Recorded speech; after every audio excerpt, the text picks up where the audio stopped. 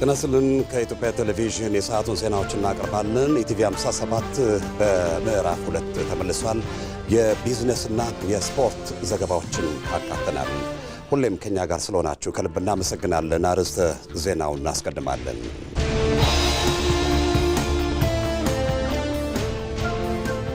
ምርጫዬ የተሰኘው የሞባይል መተግበሪያ በስድስተኛው ጠቅላላ ምርጫ ላይ የፖለቲካ ፓርቲዎች ያነሱ የነበሩ ቅሬታዎችን የማስቀረት አቅም ይኖራል ሲል ምርጫ ቦርድ ገለጸ።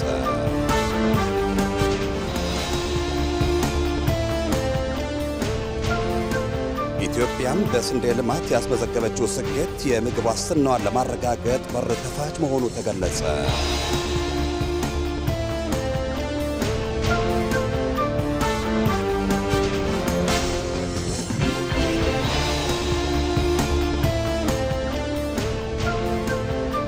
ለዘመናት የቆዩ ችግሮቻችንን በጠረጴዛ ዙሪያ ለመፍታት እየተደረገ ያለው ጥረት የወል ትርክትን ለመገንባት የላቀ ሚና እንዳለው ተጠቆመ።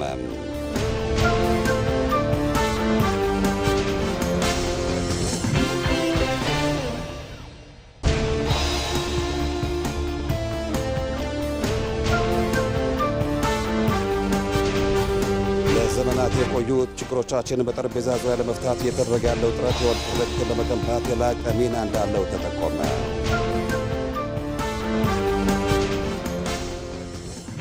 ከዜናዎቹ ጋር ሰለሞን ጡ መልሳን ነኝ። አብራችሁን ቆዩ።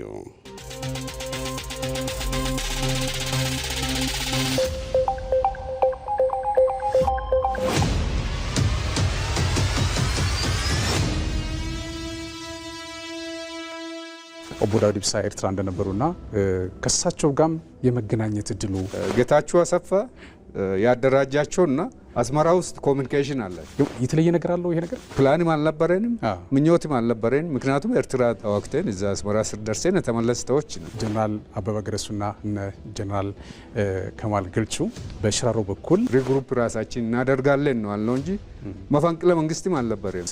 ነጃል ሽሩቤ እና ሌሎችም እንደዚሁ እነሱን ተከትለው የመጡ 5000 የሚያክል ሰራዊት ወንድሙን ገሎ የሚያውጀው የድል ዜና የለም። አገር በማያፈርስ ህዝቡንም በማጋጭ የሀገር ስምንም በማይነካ እዚሁ መፈጸም አለብን ብለናል። ጀነራል ተፈራም በወቅቱ የነበሩት ማለት ነው እና ጀነራል አሳምነው ጽጌ ኦኬ ወይ ቢሮ አለው እዛ ይሄድ ወይም ደግሞ ጫካ ያለው እዚህ ይምጣ። ምክንያቱም ጥያቄያችን አንድ ነው። እርሶም ያን ጥሪ ተከትሎ ነው ወደ ኢትዮጵያ ገቡት። የውጊያ ድል ሁልጊዜ በቅነሳ ነው የምታከብሩ። ግን ደግሞ ነፍጥ አንግበው ደግሞ የወጡ አካላት አሉ። ሰው ገሎ ጀግና የሚሆንበት መቆም አለ። ሀሳብ እየተደመረ ለውጦች እየታዩ የመጡበት ሂደት አለና ለነዛ እንዲሸለል አገር ተከላክሎ ነው ሊፎከርለት፣ ሊሸለልለት፣ ሊገጠምለት፣ ሊዘፈንለት የሚገባ።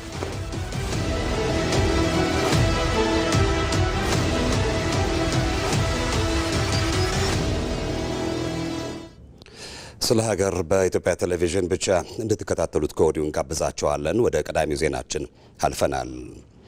ምርጫዬ የተሰኘው የሞባይል መተግበሪያ በስድስተኛው ጠቅላላ ምርጫ ላይ የፖለቲካ ፓርቲዎች ያነሱ የነበሩ ቅሬታዎችን የማስቀረት አቅም ይኖረዋል ሲል ምርጫ ቦርድ ገለጸ። የሞባይል መተግበሪያው የመራጮችና የእጩዎች የምዝገባ ሂደት የሚከናወንበት እንጂ የድምፅ አሰጣጡና የቆጠራ ሂደቱ በዲጂታል መንገድ የሚከናወን አለመሆኑን ቦርዱ አሳስቧል። ፍሬዎት ረታ የኢትዮጵያ ምርጫ ቦርድ የእጩዎችና የመራጮችን ምዝገባ በዲጂታል ለማድረግ ምርጫዬ የተሰኘ መተግበሪያን ይፋ ማድረጉ ይታወሳል። የመራጮችና የእጩዎች ምዝገባ በቴክኖሎጂ የታገዘ መሆኑ የመረጃ አያያዝ ስርዓቱን ከማዘመን ባሻገር በስድስተኛው ጠቅላላ ምርጫ ይነሱ የነበሩ ቅሬታዎችን የማስቀረት አቅም ይኖረዋል ሲሉ በኢትዮጵያ ምርጫ ቦርድ የክልል ቅርንጫፍ ጽህፈት ቤቶች ማስተባበሪያ ኃላፊ ቀነኒ ኢንሰርሙ ይገልጻሉ። ዲጂታል መሆን ያስፈልገበት ምክንያት የተለያዩ ወጪዎችን ይቀንስልናል። ለዛ ብለን የምንመለመላቸው ብዙ ምርጫ አስፈጻሚዎች ይኖሩ ነበር፣ እሱን ይቀንሳል። ከዛ በተጨማሪ ደግሞ በስድስተኛው ጠቅላላ ምርጫ ፖለቲካ ፓርቲዎች ያቀርቧቸው የነበሩ ቅሬታዎች አሉ። በምርጫ ክልሎች በሚገኙበት ጊዜ ምርጫ ክልል ኃላፊዎችን ወይ ምርጫ አስፈጻሚዎችን አለማግኘት የተለያዩ መረጃዎችን አሟልቶም ሲያመጡ ውድቅ ይደረግባቸውና የመልልስና የመጉላላት ሁኔታዎች ያጋጥማቸው ስለነበረ አንዱ መቀረፍ የነበረበት ችግር ይሄ ነው። ሌላው ደግሞ የዳታ ጥራት ነው። የመረጃ ጥራት ዲጂታል መሆኑ ይህንን የመረጃ ጥራት የተሻለ ያደርግልናል። በሰው ከሚመዘገበው የበለጠ ከዚህ በተጨማሪ የምርጫ ወረቀት ላይ የእጣ አወጣጥ ስርዓት አለ። ይሄ የእጩዎች ምዝገባ ከተጠናቀቀ በኋላ ስለዚህ እሱንም በመልክ ማድረግ እንደምንችል ከፍተኛ እገዛ ያደርግልናል ማለት ነው። በሰባተኛው ጠቅላላ ምርጫ የድምፅ አሰጣጡና የቆጠራ ሂደቱ በዲጂታል መንገድ የሚከናወን አይደለም ሲሉም ኃላፊዋ ይናገራሉ። የመራጮች ምዝገባ በሁለት አይነት መንገድ ይከናወናል። አንደኛው በነባሩ መዝገብ መሰረት ተደርጎ በምርጫ ጣቢያ በመገኘት የሚደረገው ምዝገባ ነው። ሌላው ግን ዲጂታል መንገዱ ነው። ሌላው በተጨማሪ በምርጫ ጣቢያ በመገኘት ደግሞ በምርጫ አስፈጻሚዎች ድጋፍ የሚከናወነው አሲስትድ ሬጅስትሬሽን የሚባለው ነው። ይሄ ማለት ግን የምርጫው ቀን ዜጎች በመራጭነት የተመዘገቡ ዜጎች ተገኝተው በአካል ተገኝተው ነው ድምፅ አሰጣጡን ማከናወን የሚገባቸውና ድምፅ መስጠት የሚገባቸው። የቆጠራ ሂደቱም የውጤት ማሳወቅ ሂደቱም በዲጂታል መንገድ አይደለም፣ ከዚህ ቀደም ይሰራ በነበረው አካሄድ ነው። ምርጫዬ የተሰኘው የሞባይል መተግበሪያ ለአጠቃቀም ቀላልና አካታች መሆኑም ተነግሯል። የመራጮች የምዝገባ ሂደትም ሆነ የእጮች የምዝገባ ሂደት ለአጠቃቀም ምቹ ነው። ምክንያቱም አብዛኛው ማህበረሰብ ይህንን የቴክኖሎጂ ሲስተም በቀላሉ ላይረዳ ስለሚችል ለማንኛውም ዜጋ እንዲሆን ተደርጎ የተዘጋጀ ነው። የአፕሊኬሽኑም ይሁን በታብሌት የሚደረገው ምዝገባ ለአካል ጉዳተኞች ምቹ እንዲሆን ተደርጎ ነው የተዘጋጀው። የድምፅ ድጋፍ አለው። ራሳቸውን በራሳቸው በስልካቸው አማካኝነት መመዝገብ የሚፈልጉ አካል ጉዳተኞች በተለይ አይነ ስውራን ያንን የድምፅ ድጋፍ በመጠቀም መመዝገብ ይችላሉ። ቴክኖሎጂው የኢንተርኔት መሰረተ ልማትን የሚፈልግ በመሆኑ ኢንተርኔት ተደራሽ ባልሆነባቸው አካባቢዎች ከሚመለከታቸው አካላት ጋር ቦርዱ በቅርበት እየሰራ ነው ይላሉ ቀነኒ ኢንሰርሙ። መሰረተ ልማት አሁን አንዱ ለመራጮችን ለእጩዎች ምዝገባ የሚያስፈልገው የኔትወርክ አቅርቦት ነው። እሱም በተመለከተ ደግሞ ከሚመለከታቸው ተቋማት ጋር ቦርዱ ተከታታይ ግንኙነቶችን እየፈጠረ የማጠናከር ስራዎች እገዛ የማድረግ ስራዎችን በመስራት ላይ ይገኛል። በሂደትም ይቀጥላል። ያው ሲስተሙ አዲስ እንደመሆኑ አንጻር እኛም ፖለቲካ ፓርቲዎችን ይህንን ሂደት አብረን ነው እየሄድን ያለ ነው። ስለዚህ እየተደጋገፍን እያገዝናቸው በአግባቡ የምዝገባ ሂደቱን እንወጣለን ብለን እናምናለን።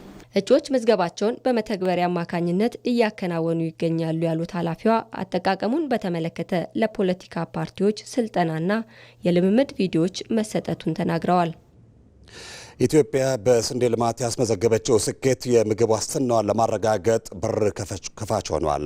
ከቅርብ ጊዜ ወዲህ በዓመት 3 ጊዜ ማምረት የሚያስችለውን የበጋ መስኖ መጠቀም መጀመር በራስ አምርቶ ራስን የመመገብና የተረጂነት ታሪክን እየቀየረ ነው። ይመራደም ተጨማሪ አለው። ሁሉን አሟልቶ የሰጣት ታላቅ ሀገር እንዴት በልመና አለያም በግዢ ዜጎቿን ስለመመገብ ስንዴን ከውጭ ታስገባለች? ይህ ከጥቂት ዓመት በፊት የተፈጠረው ቁጭት አዘል ጥያቄ ተረጅነት ላንገሸገሻት ኢትዮጵያ ለስንዴ ልማት አብዮቷ በር አንኳኩቶ የሀገሬውን ሰው ለአዲስ የሥራ ባህል አነሳስቷል። ሀገሬ ከእንግዲህ የስንዴ ተመጽዋችነት ይበቃታል ብሎ መሪዋ መንገዱን ሲመራ ተመሪዋ ሕዝብ ደግሞ ጥሪውን ተቀብሎ መንገዱን ተከትሎ በስንዴ ራስ የመቻል ቁጭትን ከስኬት አድርሰውታል።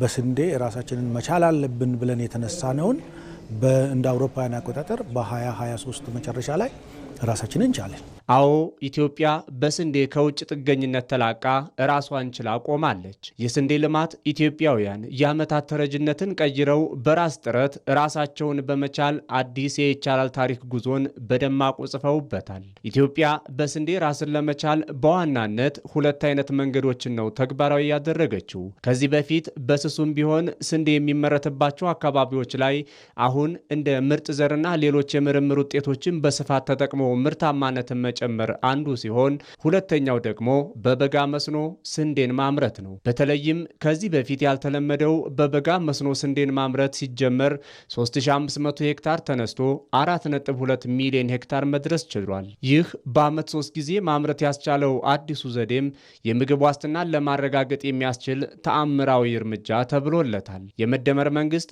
የግብርና ሽግግራችን የሚሰምረው ያልተጠቀምንበትን ጊዜ፣ ቦታና የገበያ ትስስር በውጤታማነት ስንጠቀምበትና በቴክኖሎጂ እንዲሁም ፈጠራ ስንታገዝ ነው ብሎ ያምናል። እኛ ግብርናን እንደ አንድ መነሻ ሴክተር የወሰድነው አቅሙን ገና አሟጠን አልተጠቀምንበትም። ስለዚህ ከተረጂነት ወደ አምራችነት መቀየር አለብን። ያን ለማድረግ መሬቱ፣ ውሃው፣ ጉልበቱ አለ፣ ምርምሩ አለ፣ ሙከራዎች አሉ። በርትተን ብንሰራ ተረጂነት፣ ታሪክ፣ አምራችነት የኛ የነገ መገለጫ መሆን ይችላል። ለዚህ ደግሞ የገጠር ሽግግር እናረጋግጥ። የገጠር ሽግግር ማለት በነፍስ ወከፍ አምርቶ ከመብላት ምንበላውን ለነገ የምናቆየውን ተሻግረን ለገበያ የምናወጣው ምርት ይኑረን። ከነፍስ ወከፍ ወደ ገበያ ይሸጋገር።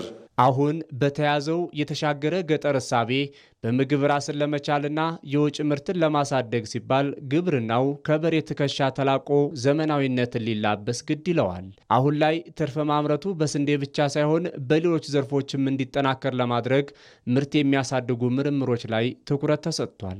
ምርት የሚያሳድጉ ነገሮች ላይ ትኩረት አድርገን ምርት እንዲያድግ ማድረግ ነው እንጂ ከዛ በኋላ መለጠጡ የሌሎች ሰብሎችን እንዳይጎዳብን ስጋት ስላለን ባለበት በ7 ሚሊዮን ብንቀጥል ትልቅ ምርታማነት እናገኛለን ነው።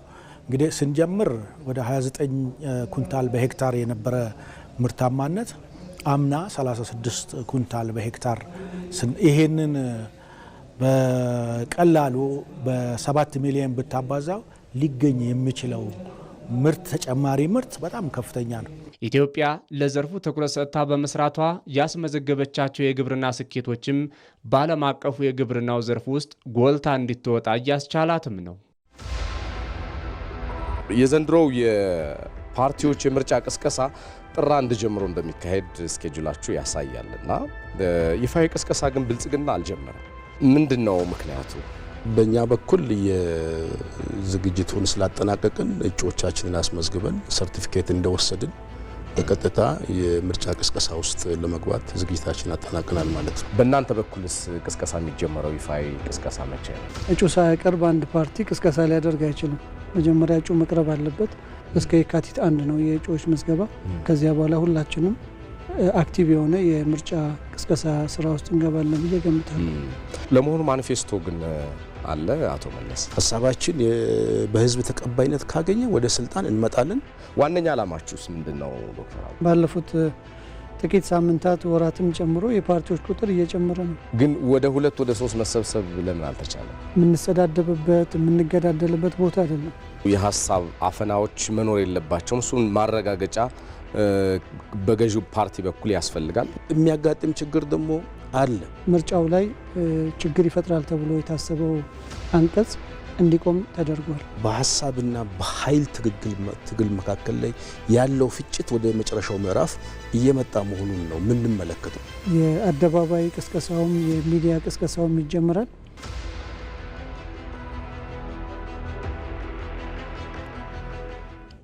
የሀገር ጉዳይ በኢትዮጵያ ቴሌቪዥን ብቻ እንድትከታተሉት ጋብዘናቸዋል። ወደ ዜናችን ተሻግረናል።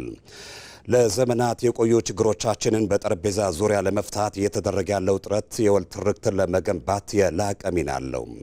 ከ80 በላይ ብሔር ብሔረሰቦች መገኛ በሆነችው ኢትዮጵያ የጋራ ሴቶችን ለጋራ መግባባት መጠቀምን ይጠይቃል። ምክክሩ ሀገራዊ የጋራ መግባባትን ለማጠናከር እድል የሚፈጥር ነው።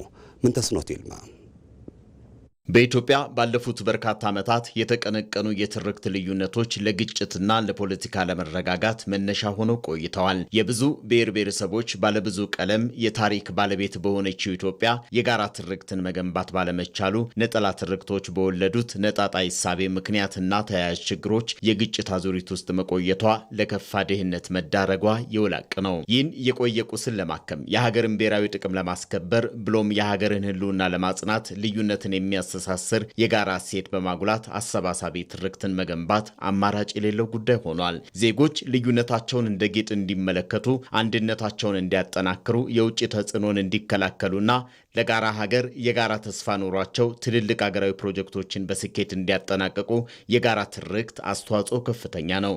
ሀገር የሚገነባው በዜጎች ነው።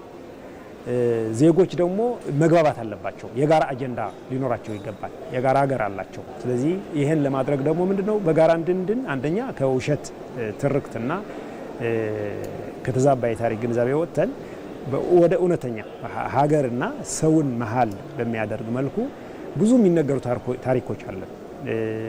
ብዙ የጋራ ማንነቶች አሉ። የጋራ ታሪኮች አሉ። ደግሞ ከሚያለያዩን ይልቅ አንድ የሚያደርጉን ተቆጥሮ ያልቁምኛ። ለዚህም ኢትዮጵያውያን በጋራ ተሰባስበው በሚመክሩበት መድረክ በህዝብ ተሳትፎና በውይይት የሚመጣ ቅቡልነት ያለው የጋራ ትርክት መገንቢያ መንገድ ሆኖ የተቃርኖ የትርክት ማስታረቂያ መድረክ ሆኖ እያገለገለ ነው። የተራራቁ ትርክቶችን ለማቀራረብ ትልቅ ተስፋ የተጣለበት ሀገራዊ ምክክሩ ዜጎች በነጻነት ሀሳባቸውን እንዲገልጹና ለጋራ መግባባት መሰረት እንዲጥሉ እድል የፈጠረ ነው። ከነጠላ ትርክት ወጥተን የወል ትርክትን እያዳበርን እያሰረዝ በህን ቁጥር ለሀገራዊው ምክክሩ የራሱ የሆነ ትልቅ ግብዓት አለው።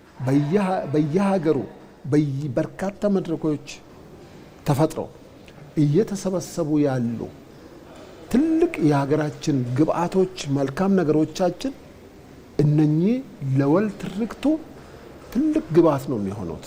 የምክክር መድረክ በታሪክ ሂደት የተፈጠሩ ቅሬታዎችን በንግግር በመፍታት ለጋራ የወደፊት ጉዞ የጋራ መግባባትን ለመፍጠር የሚያግዝ ነው። በመሆኑም አሰባሳቢ ትርክት የተለያዩ ታሪኮችን፣ ባህሎችንና እሴቶችን የሚያካትት፣ የትላንት ድሎችን የሚያከብር፣ ስህተቶችን በሚዛናዊነት የሚያርም በመሆኑ ዘላቂ ሰላምን ለማረጋገጥና የዲሞክራሲ ስርዓትን ለመገንባት የሚረዳ ነው። እያንዳንዱ ኢትዮጵያዊ ይሄ የሀገራዊ ምክክር ነገር የኔ ነው፣ የኔም ኃላፊነት ነው፣ ለኔም ጥቅም ነው ብሎ ማመን አለበት ማለት ነው። የተስማማንበት ሁሉም ኢትዮጵያዊ በአንድ ቋንቋ የሚገልጸውን ነገር ይሰጠናል።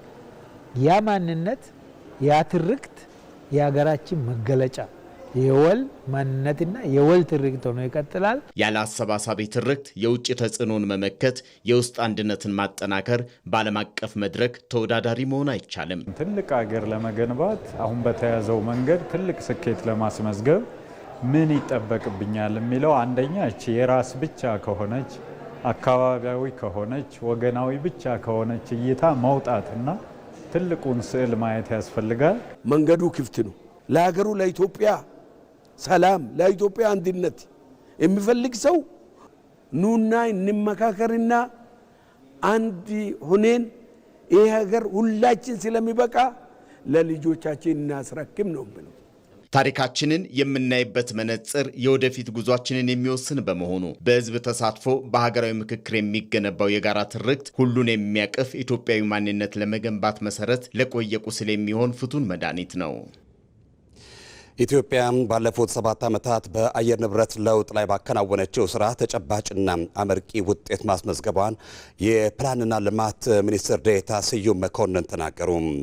በአየር ንብረት ለውጥ ላይ የሚሰሩ ስራዎች ይበልጥ ውጤታማ እንዲሆኑ የህዝብ ተሳትፎና ድጋፍ ተጠናክሮ ሊቀጥል ይገባል ያሉት ደግሞ የአካባቢ ጥበቃ ባለስልጣን ምክትል ዋና ዳይሬክተር ፍሬነሽ መኩሪያ ናቸው። ሚኒስቴር መስሪያ ቤቱ ያለፉትን 6 ወራት የአካባቢና አየር ንብረት ለውጥ ዘርፍ አፈጻጸም በአርባ ምንጭ ከተማ ገምግሟል።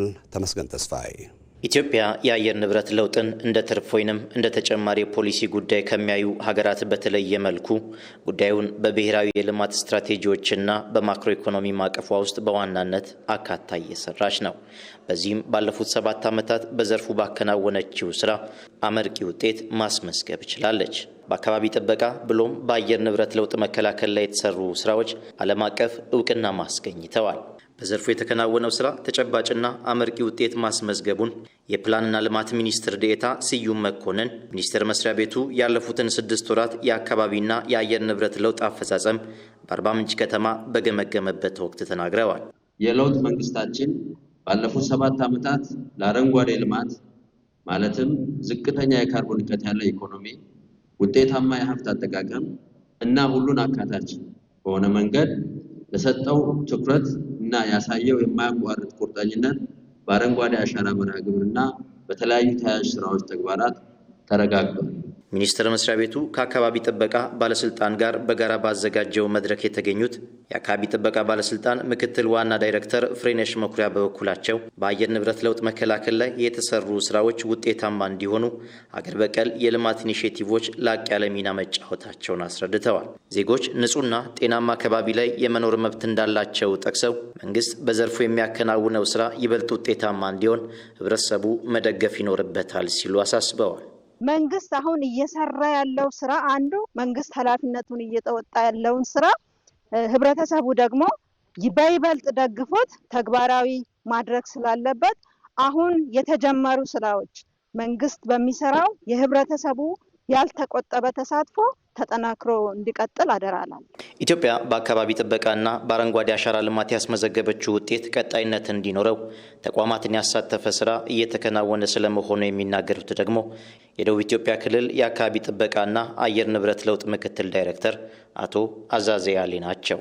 ከህፃናት ከታች ጀምሮ ከትምህርት ቤት ጀምሮ ለአካባቢው ትኩረት ሰጥተው እንዲያድጉ ዘላቂ እና ውብ የሆነ አካባቢ እንዲኖር ተጽዕኖ በህዝብ ኑሮ ላይ ህይወት ላይ ኢኮኖሚ ላይ ጤና ላይ የሚፈጥረውን ጫና ለመቋቋም የሚያስችል የበቃ ትውልድ እንዲፈጠር የዜጋ የመቅረጽ ስራ የተሰራ ነው። ኢትዮጵያ በዜጎቿ ንቁ ተሳትፎ የሚከናወነውን የአካባቢ ጥበቃና አረንጓዴ አሻራ ልማት ስራ ከራሷ አልፎ ወደ ጎረቤት ሀገራት በማስፋፋት የተሻለ ስኬት ማስመዝገብ ችላለች።